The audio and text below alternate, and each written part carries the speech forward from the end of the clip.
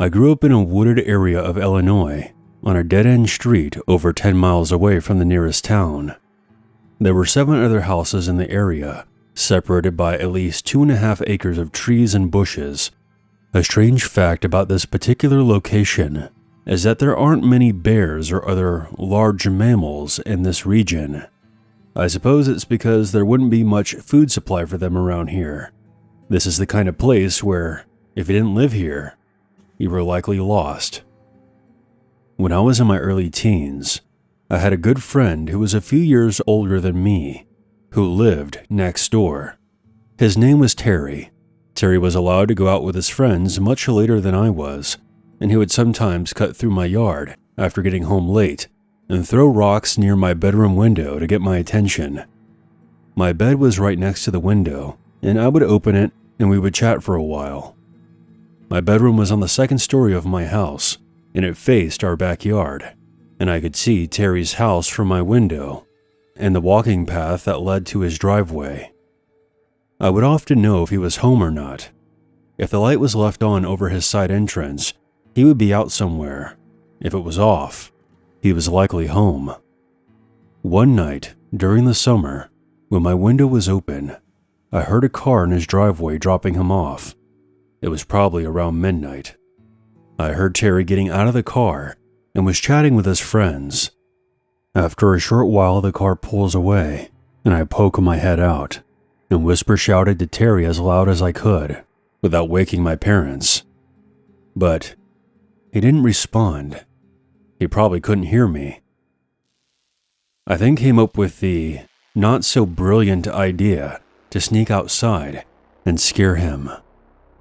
I've spent many years in this forest, learning how to blend in with the environment and how to be silent. So I silently crept down from the 2nd floor and left my house through the garage exit door, which led to our backyard. From there was a short walk to Terry's house. My parents had put in a gravel pit around the back of the house, likely because nothing really grew there due to the shade of the oak trees. Between the trees was an uneven gravel path, which made a very distinct crunch once you stepped on it, which would give you away. So I expertly made my way through the backyard and silently across the gravel path to Terry's house. My eyes had adjusted to the dark, but I still didn't see him. I then noticed that the light over his side entrance was now off, signaling that he already went inside. I waited for a bit just to make sure. I then saw something moving in the woods between our houses.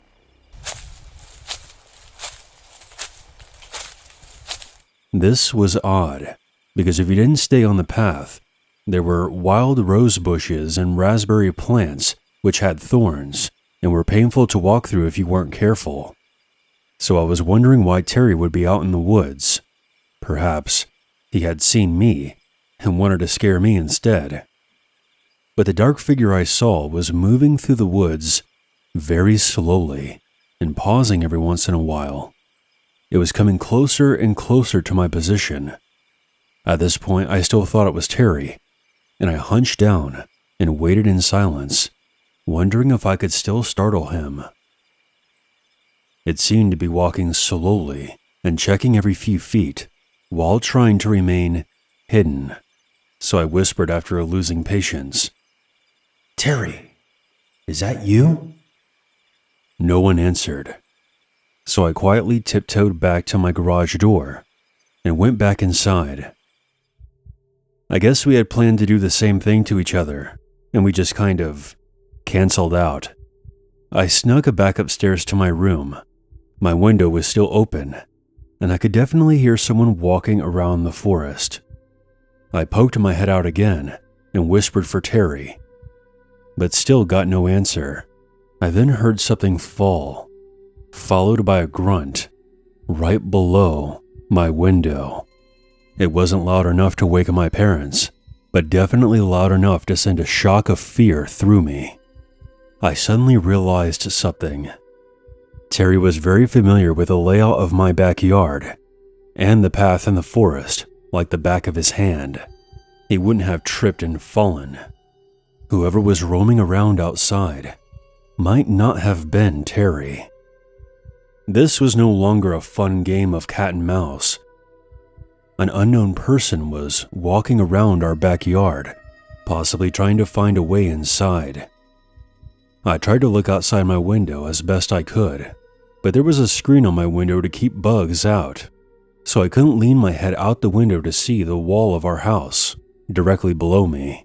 I then heard the crunch of rocks as whoever was out there was now stepping on the noisy gravel. This confirmed for me that it was not Terry.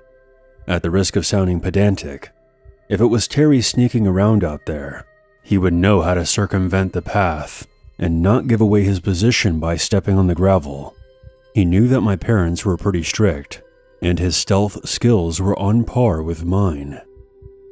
I pretty much sat there with my face pressed against the screen for probably around half an hour. It seemed like a whole hour, but I'm sure I didn't have the patience back then to wait that long. I never heard whoever it was leave, but I grew tired and eventually fell asleep.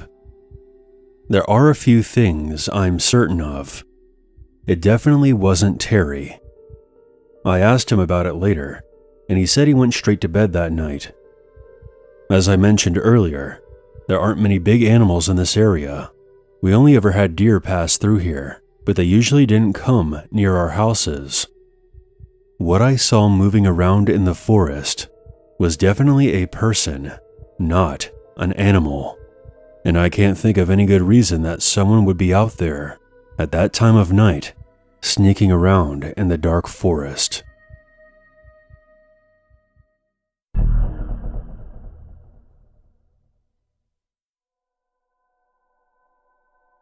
For a bit of background, I used to live in a reasonably sized city of about 30,000 in Illinois. After the big factories closed down, this place became a cesspool of drug addiction and crime. Additionally, the city also became one of the places where low-income housing projects cropped up once Cabrini Green closed down in Chicago. Many of those people relocated there, which spiked the crime rates. I'm not prejudiced against anyone. I myself have lived in low-income housing, so I know how difficult it can be. Once the city started going downhill, drug-related crimes increased several times over, leading to downright horrifying living conditions. People staying in homes that are condemned, or forced to deal with slumlords who didn't care if there were roaches crawling down the walls, or if they had running water or working electricity. Once beautiful neighborhoods now sit rotting away or occupied by junkies. Almost 50% of the adult population who live in this city do so in poverty. For an idea of how awful the crime is here, I've lost count of the acts of prostitution and drug dealing I've witnessed over the years in broad daylight. I once saw a man being beaten in the head with a baseball bat on our street. The crime rate of the city has become one of the highest in the nation. I was fortunate enough to be able to move out of the city about 5 or so years ago, but I still return every few months, as I have excellent doctors who still operate in that area, and I've been burned too many times trying to switch doctors, but that's a whole other story. The crime rate of the city has become one of the highest in the nation. I was fortunate enough to be able to move out of the city about 5 or so years ago, but I still return every few months, as I have excellent doctors who still operate in this area, and I've been burned too many times trying to switch doctors, but that's a whole other story. So I was in my old city for a doctor's appointment on one fateful afternoon, accompanied by my mother. When it was over, I chose to go down the historic Main Street. This street has incredibly old buildings that are actually in really good shape. It's pretty much the best street in the entire city now, relics of a time where this city was actually a nice place to live. Which seems like a warm sentiment until you realize that 2 of the buildings are a federal courthouse and a county courthouse. Many of the city's problems are both created and resolved in them. Due to the fact that it's a pedestrian-heavy area, The speed limit is only 15, and there are plenty of stop signs throughout the main part of the street. As I was coming up to the first four-way stop, this beat-up-looking red Pontiac Grand Am, driven by a heavy-set white woman, had already stopped. What happened next is something that I will never forget as long as I live. While the car goes through the intersection, I look into the back seat and get the shock of my life. In the back is a young white woman being held down by two black males. Her face was bright red, and it was obvious she was freaking out, with tears streaking down her face. One of them was holding her shoulders down so she couldn't break free, while the other had his hand over her mouth. She and I locked eyes for a moment, and the look on her face was one of pure terror. Never in my entire life have I ever seen such an expression on another human being's face. The young woman was clearly afraid for her life, and judging the situation from the outside, that's a perfectly fair assessment.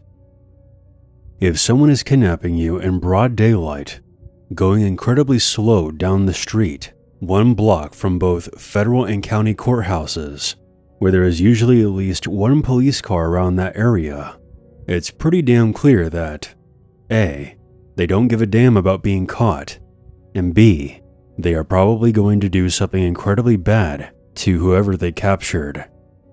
As soon as it registered what I had just seen, I went ahead through the intersection, pulled into a nearby parking area, and with my hand shaking, I pulled out my cell phone and immediately called 911.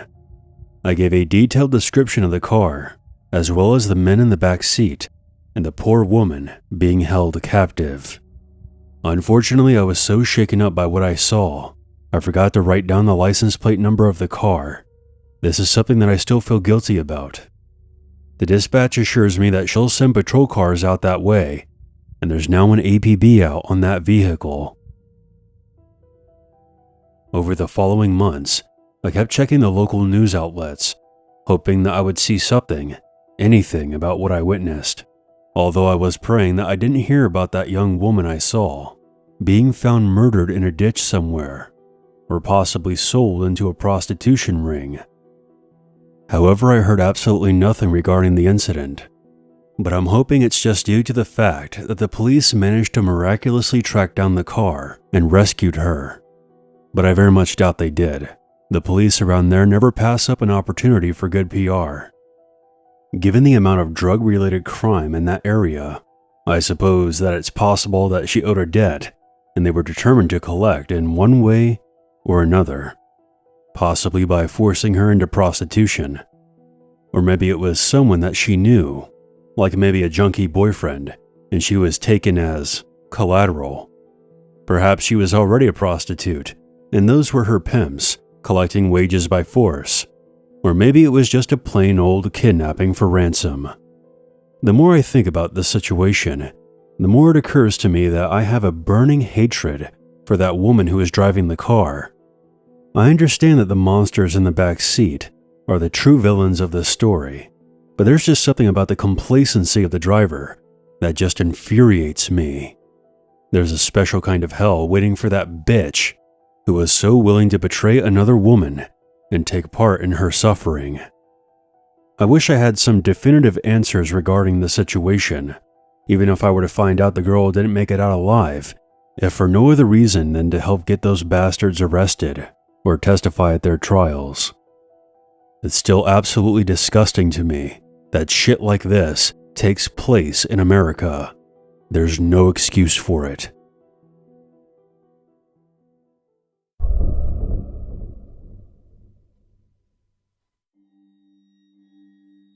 This is a story that my dad has told and retold throughout the years. It's as creepy now as it was the first time I heard it. You can believe whatever you want, but I know my father wouldn't make this up. It was the early 1970s in Des Plaines, Illinois. It wasn't uncommon for young people to hitchhike from one place to another. My dad and my uncle enjoyed doing this, as they were always down for an adventure. They both were in their early teens at the time.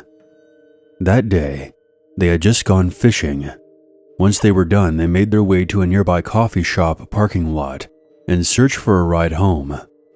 When they had no luck, they started thumbing out on the road. A middle-aged man then stopped to pick them up. There was nothing really remarkable about this man. He was just a typical guy, a tad bit overweight. So they climbed into the car with him. My dad sat in the front passenger side, while my uncle sat in the middle of the back seat.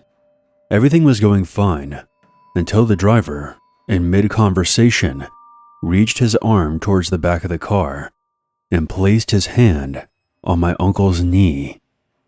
My dad's alarm bell started sounding off right away. As soon as they came to a stoplight, my dad got out of the car, took his brother by the arm, and pulled him out of there. The driver did not pursue them. He just stared at them with cold, emotionless eyes as they took off down the road. Fast forward a few years later, it's 1978, and my dad catches a glimpse of a familiar face in the Chicago newspaper. To his surprise, it was the man who had picked him up a few years back. The article stated that this man was arrested after police found the bodies of 33 teenage males buried in several places beneath his home, including the crawl space. This sick freak would prey on teenage boys wherever he could to brutalize, molest, and murder them. Both my father and history will never forget his name, John Wayne Gacy. Needless to say, I am happy that my dad reacted as quickly as he did. Both he and my uncle were the right age to be one of his victims.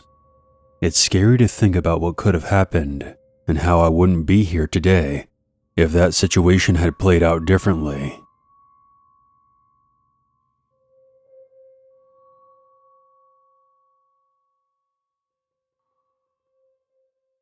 There's always a reason to be afraid.